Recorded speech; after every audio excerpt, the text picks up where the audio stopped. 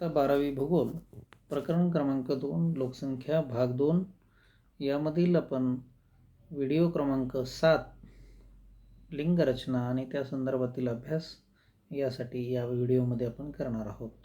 मित्रांनो, लिंगरचना लिंग गुणोत्तर म्हणजे काय या संदर्भामध्ये आपल्याला म्हणता येईल की एखाद्या प्रदेशातील स्त्री पुरुष प्रमाण म्हणजे लिंग गुणोत्तर होय. एखाद्या प्रदेशामध्ये स्त्री आणि पुरुष यांचं किती प्रमाण आहे या दोन्हींच्या प्रमाणाला लिंग गुणोत्तर असं आपण म्हणू शकतो. मित्रांनो, स्त्री व पुरुषांच्या लोकसंख्येतील प्रमाणाला लिंग गुणोत्तर म्हणतात. असंही दुसऱ्या शब्दात म्हणता येईल, स्त्री व पुरुषांच्या लोकसंख्येतील प्रमाणाला, एकूण प्रमाणाला लिंग गुणोत्तर असं म्हणतात. मग उदाहरणार्थ 1000 पुरुषांमागे स्त्रियांची संख्या किती आहे हे प्रमाण सांगणं म्हणजे लिंग गुणोत्तर सांगणं असं आहे. आता याच्यासाठी एक सूत्र आहे लिंग गुणोत्तर काढण्याचं. लिंग गुणोत्तर बरोबर स्त्रियांची एकूण संख्या भागिले पुरुषांची एकूण संख्या गुणिले 1000 केलं तर आपल्याला त्या प्रदेशातील पुरुषांमागे स्त्रियांची संख्या किती आहे हे आपल्याला कळतं. आता देशातील स्त्रियांची स्थिती पुरुषांच्या तुलनेत लिंग गुणोत्तराच्या आधारे सांगता येते. मग आता देशातील हेच म्हणजे एखाद्या छोट्या प्रदेशापासून पूर्ण देशाबद्दलची माहिती, पूर्ण देशामध्ये 1000 पुरुषांमागे स्त्रियांची संख्या किती आहे हिची पूर्णपणे आपल्याला आकडेवारी या सूत्रामध्ये किमती टाकून काढू शकतो आपण आणि म्हणू शकतो की भारतामध्ये एवढ्या 1000 पुरुषांमागे एवढे स्त्रिया सरासरी आहेत हे आपण ठरवू शकतो. मित्रांनो, याचं जर का आपण जगामध्ये आढावा जर घेतला, सद्यस्थितीला जगामध्ये 1000 पुरुषांच्या मागे 990 स्त्रिया आहेत. जगाचं पूर्ण सरासरी कॅल्क्युलेशन पाहिलं आपण तर 1000 पुरुषांमागे 990 स्त्रिया आहे. याचा अर्थ 10 स्त्रिया 1000 पुरुषांमागे कमी आहे. त्याच्यात सर्वात जास्त स्त्रिया कुठे आहेत? काही देशांमध्ये स्त्रियांची संख्या जास्त आहे पुरुषांच्या तुलनेमध्ये. असे काही ठराविक देश आहे ज्याच्यामध्ये लाटविया, इस्टोनिया, रशिया, युक्रेन यासारखे देश आहे की ज्या देशामध्ये स्त्रियांची संख्या जास्त आहे. म्हणजे 1000 पुरुष असतील तर 1162 स्त्रिया आहेत, म्हणजे 162 स्त्रिया जास्त आहे. हे सर्वात जास्त प्रमाण आहे या देशांमध्ये. तर सर्वात कमी प्रमाण स्त्रियांचं कुठे असेल तर संयुक्त अरब अमिरात नावाचा देश आहे ज्याच्यामध्ये 1000 पुरुषांमागे फक्त 667 स्त्रिया आहेत. म्हणजे एवढ्या कमी स्त्रियांचं प्रमाण त्यात आहे. तर त्यातली त्यात आता आपण आशिया खंडामध्ये राहतो. मग आशिया खंडाचं जर का लिंग गुणोत्तराचं प्रमाण पाहिलं तर 1000 पुरुषांमागे 954 स्त्रिया आहेत.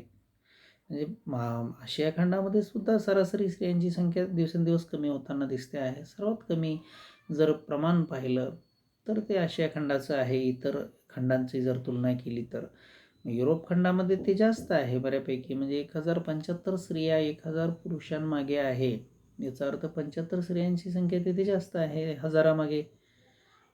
हेच जर आपण पाहिलं तर आशिया खंडामध्ये खूप कमी आहे, स्त्रिया दिवसेंदिवस कमी होताना दिसत आहेत. मग त्यातले महत्त्वाचे देश आपण जर पाहिले, सर्वात कमी स्त्रियांची संख्या कमी होताना आपल्याला दिसते ज्याच्यामध्ये चीन आहे, भारत आहे, भूतान आहे, पाकिस्तान, अफगाणिस्तान सारखे देश आहे की ज्या देशांमध्ये दिवसेंदिवस स्त्रियांची संख्या घटते आहे. याची कारणंही अनेक आहेत, जशी सामाजिक कारणं आहे, पुरुषप्रधान संस्कृती आहे, स्त्रियांना हीन प्रकारची वागणूक दिली जाते, साक्षरतेचं प्रमाण कमी आहे, यासारख्या अनेक गोष्टी आहेत. परंतु स्त्रियांचं प्रमाण हे या देशांमध्ये दिवसेंदिवस कमी होताना दिसतंय. ती चिंताजनक बाब आहे.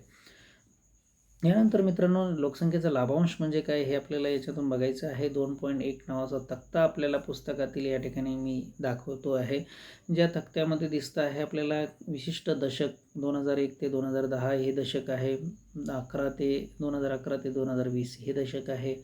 अशी दशकं दिलेली आहे, 4 दशकं साधारण दिलेली आहे. आणि दुसऱ्या 2 नंबरच्या कॉलममध्ये आपल्याला दिसतं आहे की कार्यशील आणि अकार्यशील लोकसंख्येचं गुणोत्तर दिसतं आहे आणि कार्यशील लोकसंख्येची टक्केवारी पण 3ऱ्या कॉलममध्ये आपल्याला दिसते आहे. तर मग वरील तक्त्याचं निरीक्षण करून आपण काही प्रश्नांची उत्तरे आपण स्वतः सोडवण्याचा प्रयत्न करायचा आहे. त्यातलं आपण या ठिकाणी प्रश्न तसे सोडून घेत आहोत, परंतु तुम्ही देखील प्रयत्न तिथे करायचा आहे. तर मित्रांनो, एक पहिला प्रश्न असा आहे की तक्त्यातून कोणती माहिती मिळत आहे. आता निरीक्षण केलं की तक्त्यात आपल्याला काय काय दिसतं आहे ती माहिती आपण तिथे सांगायची. सोपं आहे. आणि मग कार्यशील अकार्यशील लोकसंख्या गुणोत्तर असेल किंवा टक्केवारी त्याची असेल ती माहिती आपल्याला एकंदरीत वरील तक्त्यामध्ये दिसते आहे, मिळते आहे. दुसरा प्रश्न आहे, दुसऱ्या व तिसऱ्या स्तंभाचा सहसंबंध काय आहे? मित्रांनो, गुणोत्तर आणि टक्केवारी हा संबंध दोन्ही स्तंभांचा आहे, दोन्ही कॉलमचा आहे, आपल्याला लक्षात येईल. तिसरा प्रश्न आहे, या सहसंबंधाचा भारताच्या अर्थव्यवस्थेवर काय परिणाम होतो? मग हे जे काही सहसंबंध दोन्ही तक्त्यांमध्ये दाखवलेले त्याचा काय परिणाम होईल? तर तिसऱ्या उत्तर आपल्याला सांगता येईल, भारतात कार्यशील अकार्यशील यापैकी कार्यशील लोकसंख्या वाढत जाते, प्रत्येक दशकात ते होत आहे. प्रत्येक दशकात होत आहे, म्हणजे कार्यशील अकार्यशील लोकसंख्या वाढत जाताना आपल्याला दिसते आहे. आणि चौथा प्रश्न आहे, उपरोक्त प्रमाण पुढील दशकात कमी झाल्यास काय परिणाम होईल? हे जे प्रमाण आहे हे जर का पुढील दशकामध्ये कमी झालं तर त्याचा परिणाम असा होईल की कार्यशील लोकसंख्या कमी, तर मग त्यात मनुष्यबळ पण कमी होईल. जर का अकार्यशील चल प्रमाण कमी झालं तर मनुष्यबळ तिथे वाढेल, म्हणजे असं, आणि त्याचं नुकसान पण होऊ शकतं काही अंशी. हे 4 प्रश्नांचे उत्तर आपल्याला या ठिकाणी देता येतात. त्यानंतर लोकसंख्येचा लाभांश स्पष्टीकरण आपल्याला आहे. मित्रांनो, लोकसंख्येचा लाभांश म्हणजे काय? थोडक्यात लोकसंख्या ही एक प्रकारे लाभदायक एखाद्या प्रदेशासाठी ठरत असेल तर त्याला आपण लाभदायक म्हणतो, लाभांश म्हणतो. एखाद्या देशाच्या वयोरचनेमध्ये होणाऱ्या बदलामुळे त्याच्या अर्थव्यवस्थेत झालेली वाढ म्हणजे लोकसंख्येचा लाभांश होय. बघा, एखाद्या देशाच्या वयोरचनेमध्ये होणाऱ्या बदलामुळे, आता वयोरचनेमध्ये आपण पाहतो की साधारण बालकांचा वयोगट असतो, कार्यकारी लोकसंख्येचा प्रौढांचा वयोगट असतो आणि वृद्धांचा असतो.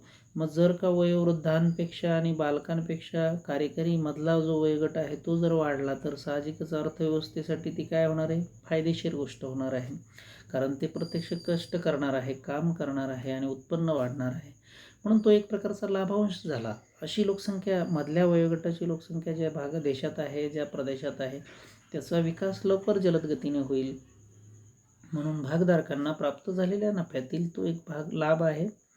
हा बदल जन्मदर मृत्यूदर कमी झाल्याने घडून येतो. जन्माचे प्रमाण कमी झाल्याने अवलंबिताची संख्या कार्यशील लोकसंख्येच्या तुलनेत कमी असते. बघा, हा बदल जन्मदर आणि मृत्यूदर कमी झाल्याने घडतो. असं लाभांश जो आहे तो हा बदल घडणार आहे. आणि मग जन्माचं प्रमाण कमी झालं तर साहजिक काय होणार आहे? अवलंबितांचं भार कमी होणार आहे. म्हणजे जर जन्मदर जर कमी झाला तर जी छोटी मुलं आहे त्यांची संख्या आपोआप घटणार आहे, आणि ती घटली म्हणजे साहजिकच कार्यशील मग तेथे लोकसंख्या जास्त राहील, परिणामी उत्पन्न वाढेल आणि मग तो एक प्रकारचा लाभांश असेल. म्हणून कार्यशील लोकसंख्या, अवलंबित लोकसंख्या आणि अर्थव्यवस्था ह्या तिन्हींचा अतिशय घनिष्ठ संबंध आहे. लोकसंख्या टप्पा बदलतो तेव्हा वयोगट रचना बदलते. विशिष्ट वयोगट लोकसंख्येचा टप्पा ज्यावेळेस बदलत असतो त्यावेळेस तिथे वयोगट रचना पण बदलत असते, आणि म्हणून जन्मदर अवलंबित लोकसंख्या कमी असते. तर जेथे जन्मदरच कमी आहे साहजिकच तेथे काय होणार आहे? लोकसंख्या अवलंबित असणारी लोकसंख्या कमी होणार आहे. मग कार्यशील लोकसंख्या जर जास्त असेल तर साहजिकच तिथे काय होईल? अतिरिक्त मनुष्यबळाची उपलब्धता होणार आहे. म्हणजे खूप मधला वयोगट जास्त झाला तर त्याचं मनुष्यबळाची प्रचंड उपलब्धता तिथे होईल. आर्थिक विकासाचा वेग त्यामुळे वाढतो, दरडोई उत्पन्नात वाढ होते आणि आर्थिक फायदा लाभांच्या रूपामध्ये आपल्याला दिसून येतो. हे एकंदरीत लाभाचं स्पष्टीकरण आपल्याला सांगता येतं. हे लाभ आपल्याला आपोआप नाही मिळत. मग आता याच्यासाठी शासनाने पण काही महत्त्वाची भूमिका बजावली पाहिजे, ज्याच्यामध्ये शिक्षण, आरोग्य आणि संशोधन यासारख्या गोष्टी आहे. याची योग्य अंमलबजावणी जर का शासन करत असले तर त्या ठिकाणी लोकसंख्येचा लाभांश हा त्याच्यावर अवलंबून असतो. काय नेमकी इन्व्हेस्टमेंट शासन काय करतं, नेमकं गुंतवणूक कोणत्या क्षेत्रामध्ये करतं आहे, त्याचा फायदा निश्चितच त्या ठिकाणी देशाला होणार आहे, लोकसंख्येला होणार आहे. म्हणून शिक्षण, आरोग्य आणि संशोधन इत्यादी क्षेत्रात काय गुंतवणूक शासन करतं हे महत्त्वाचं आहे. शैक्षणिक पातळी, रोजगार असेल, गर्भधारणेची वारंवारता असेल किंवा वारंवारता, कर संदर्भामधले काही प्रोत्साहन असेल, आरोग्यविषयक योजना असेल, निवृत्ती वेतन असेल, धोरणे असेल आणि आर्थिक धोरणे यावर ते अवलंबून असतं. म्हणून एखाद्या देशात लाभांश मिळतो, तो कशा स्वरूपात मिळेल हे आपल्याला सांगता येतं की एकंदरीत जो लाभ होतो तो वैयक्तिक बचत त्या ठिकाणी वाढत असते. लाभ या माध्यमातून जर का लोकांची क्रयशक्ती चांगली असेल, लोक जास्तीत जास्त त्या ठिकाणी कष्टकरी वर्गातील असेल किंवा कुशल मजूर असतील तर त्यांची बचत वाढते आणि अर्थव्यवस्थेला चालना मिळत असते. मुलांची संख्या कमी असल्यामुळे पालक त्यांच्या शिक्षणाकडे लक्ष देतात. अशा प्रकारे मानवी भांडवल तयार होते. मुलांची संख्या जर का कमी असेल तर साहजिकच पालकांना पण त्यांच्याकडे लक्ष देता येतं. म्हणजे जन्मदर कमी असेल तर जी काही लोकसंख्येमध्ये बालक आहे त्यांची संख्या लिमिटेड असणार आहे, मोजकीच असणार आहे. परिणामी त्यांच्या शिक्षणाकडे पालकांना चांगल्या प्रकारचं लक्ष देता येतं. साहजिकच त्यांच्या माध्यमातून पुढे चालून चांगली कुशल कामगार तयार होत असतात आणि तेच एक प्रकारचं भांडवल आहे देशाचं. आणि म्हणून तिसरं आपल्याला सांगता येईल, महिला कार्यशील आणि आर्थिकदृष्ट्या जर का सक्षम बनल्यास त्याचा फायदा देशाच्या विकासाला होतो. आर्थिक हातभार त्यांच्यामुळे लागतो. देशातील महिला ह्यासुद्धा जर का सुशिक्षित असेल, आर्थिकदृष्ट्या सक्षम असेल तर त्यासुद्धा देशाच्या विकासामध्ये मोलाची कामगिरी बजावतात. आणि म्हणून चौथं एक सांगता येईल, अवलंबित्व गुणोत्तर कमी झाल्याने दरडोई उत्पन्न वाढते. जर का अवलंबिताचा भार कमी झाला, मग अवलंबित कोण असतो? लहान मुले आणि वृद्ध यांचा एकूण भार हा कोणावर असतो? प्रत्यक्ष कार्यकारी लोकसंख्या म्हणजे 15 ते 59 वयोगटाची जी लोकसंख्या असते त्यांच्यावर त्यांचा तो भार असतो. आणि म्हणून त्यांचं जर का प्रमाण कमी असेल तर साहजिकच उत्पन्न वाढेल आणि त्याचा फायदा हा देशाला होणार आहे. मित्रांनो, पुढील तक्ता क्रमांक 2.2 मी आपणासाठी घेऊन आलेला आहे. त्याच्यामध्ये दिसतं आहे की एकूण देश आहे, काही विकसित देश आहे, काही मागासलेले देश आहे आणि त्यांनी त्या ठिकाणी सेवानिवृत्तीचं आपण निरीक्षण जर केलं, वाचन केलं तर लक्षात येईल की सेवानिवृत्तीचं वय काही देशांनी वाढवण्याचं ठरवलेलं आहे, काहींनी ते वाढवलेलं आहे आणि काही वाढवण्याच्या विचारामध्ये आहेत. असे एकंदरीत आपल्याला त्याचं निरीक्षण करून केल्यानंतर लक्षात येतं. मग त्याच्या खाली काही प्रश्न दिलेले आहेत, तो त्या प्रश्नाची उत्तरे आपण सोडवण्याचा तुम्ही प्रयत्न करायचा आहे. या ठिकाणी आपण ते सोडून घेणार आहोत. पहिला प्रश्न आहे, वरील तक्ता काय दर्शवितो? वरील तक्त्यामध्ये आपल्याला दिसतंय मित्रांनो, उत्तर आपल्याला सांगता येईल की सेवानिवृत्तीचा निर्णय तो देश घेताना दिसतो आहे. देशाचे निर्णय त्या ठिकाणी दिसत आहे. दुसरा प्रश्न आहे, विकसित आणि अविकसनशील असे देशांचे वर्गीकरण करा. आपल्याला वर्गीकरण करण्यासाठी सोपी गोष्ट आपल्याला दिसते आहे. कोणते देश विकसित आहे? जे देश वय वाढवण्याच्या विचारात आहे, ज्यांनी चांगल्या प्रकारचं वय सेवानिवृत्तीचं वाढवलेलं आहे, असे देश हे विकसित आहे. Germany, America, United kingdom, Australia, Japan यासारखे देश आहे, यांनी सेवानिवृत्तीचं वय वाढवण्याचा निर्णय घेतलेला आहे. मग ते विकसित आहे. त्यांच्याकडे लोकसंख्या ही मोजकी आहे. आणि मागासलेल्या देशांच्या बाबतीमध्ये पण वर्गीकरण करता येईल आपल्याला. चीन किंवा भारतासारखा देश इथे मागासलेला अविकसित देश आहे. अशा 2 गटात वर्गीकरण आपल्याला करता येतं. तिसरा प्रश्न आहे, या देशांमध्ये सेवानिवृत्ती वय वाढवण्यामागचे कोणती कारणं असू शकतात? आपल्याला सांगता येईल की मित्रांनो, या देशांमध्ये हे मुळातच विकसित देश असल्या कारणाने या ठिकाणी या लोकांचं आयुर्मान चांगलं आहे, त्यात हवामान पण चांगल्या दर्जाचं आहे, म्हणून त्यांची कार्यक्षमता चांगली आहे. म्हणजे ते 18 तास काम केलं तरी त्यांना थकवा येत नाही, या अर्थी कार्यक्षमता त्यांची चांगली आहे. म्हणून मग तेथील शासन काय विचार करतं की नवीन मुलांना किंवा नवीन तरुणांना काम देण्यापेक्षा, त्यांना प्रशिक्षण देण्यापेक्षा, त्यांच्या प्रशिक्षणावर अधिक खर्च करण्यापेक्षा आहे त्या लोकांचाच शिक्षणाचा अनुभवाचा लाभ जर देशाचं उत्पन्न वाढवण्यासाठी करून घेता आला तर का करू नये? म्हणून ते देश काय करतायत की त्यांना सेवानिवृत्ती अजून उशिराने देत आहेत. म्हणजे त्यांचं वय वाढवत आहेत सेवानिवृत्तीमधलं. कोणी 70 करत आहे, कोणी 67 करत आहे. तर ही कारणे आहे. चौथा आहे, सेवानिवृत्तीच्या वयातील वाढीचा संबंधित देशाच्या अर्थव्यवस्थेवर काय परिणाम होईल? मित्रांनो, निश्चितच सेवानिवृत्तीचं वय वाढवलं तर त्या देशांचा फायदाच होणार आहे. कारण त्यांना लगेच जर का एखादा माणूस रिटायरमेंटला आला तर त्याला शासनाला काय करावं लागतं? त्याला निधी द्यावा लागतो, त्याला निवृत्तीवेतन द्यावं लागतं. मग ते द्यायची गरज त्यांना पडणार नाही, म्हणजे त्यांचा पैसा वाचेल. त्यांना प्रशिक्षण पण देण्याची गरज नाही, कारण ते मुळातच प्रशिक्षित असतात आणि मग त्यांच्या ज्ञानाचा फायदा देशाच्या विकासासाठी करून घेता येतो आणि मग लगेच त्यांना लाभ द्यावे लागत नाही. म्हणजे हे काही फायदे अर्थव्यवस्थेच्या दृष्टीने चांगले होतात. पाचवा प्रश्न आहे, चीन 2045 पर्यंत सेवानिवृत्तीचे वय वाढवण्यावर काय विचार करत आहे? आता चीनचंही आपल्याला सांगता येईल की तोही अविकसित देश आहे, परंतु लोकसंख्या भरमसाठ असताना देखील त्यांनी आता ती नियंत्रणात आणली आहे. इतके काटेकोर आणि कडक अंमलबजावणी कायद्याची त्यांनी केलेली आहे. परिणामी त्यांना जे मनुष्यबळ भविष्यात कमी उपलब्ध होणार आहे, मग ते कमी उपलब्ध होऊ नये याकरिता त्यांनी काय केलं की जे लोक असणार आहे त्यांच्या जे सेवानिवृत्तीचं वय आहे ते वाढवण्याचं ठरवलेलं आहे, जेणेकरून त्यांच्या ज्ञानाचा फायदा त्यांना करून घेता येईल. म्हणून चीनसुद्धा काय करतो आहे, एक जन्मदर त्यांचा आता मुळात घटलेला आहे आणि म्हणून अशा वेळेस त्यांनी हे सेवानिवृत्ती वय वाढवण्याकडे लक्ष दिलेलं आहे. 6वा प्रश्न आहे, विकसित देशातील ही उदाहरणे विचारात घेतल्यास भारताने सेवानिवृत्तीच्या वयात वाढ करणे आवश्यक आहे का, याबद्दल तुमचे मत व्यक्त करा. आता मित्रांनो, भारताला या प्रकारे सेवानिवृत्तीचं वय वाढवता येणं शक्य नाही.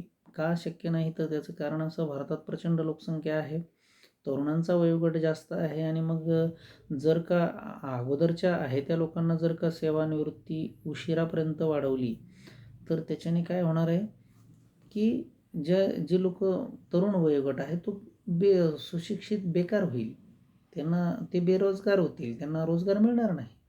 म्हणून भारताने हे करणं चुकीचं ठरेल, कारण प्रत्येकाला काम मिळालं पाहिजे, प्रत्येकाला रोजगार मिळाला पाहिजे, नोकरी मिळाली पाहिजे. या दृष्टिकोन जर विचारात घेतला तर भारताने अशा प्रकारचं सेवानिवृत्तीचं वय वाढवणं हे धोकेदायक ठरू शकतं, हे अशा प्रकारचं आपल्याला सांगता येईल.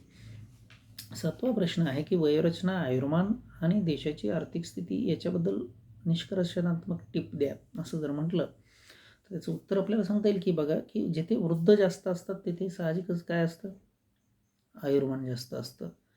म्हणजे जे वृद्ध आहे, अर्थात ते वृद्ध होईपर्यंत जिवंत आहे, त्याचा अर्थ तिथे आयुर्मान चांगलं आहे. आणि मग साहजिकच वृद्धांचं जरी वय जास्त झाल्यानंतर त्यांना खर्चही जास्त येत असतो, दवापाणी असेल किंवा इतर गोष्टींसाठी. म्हणून जिथे वृद्ध जास्त तिथे आयुर्मान निश्चित जास्त आहे असं आपल्याला म्हणता येईल आणि तिथे खर्च पण जास्त असला पाहिजे वृद्धांवरती केला जाणारा, हे पण लक्षात येतं.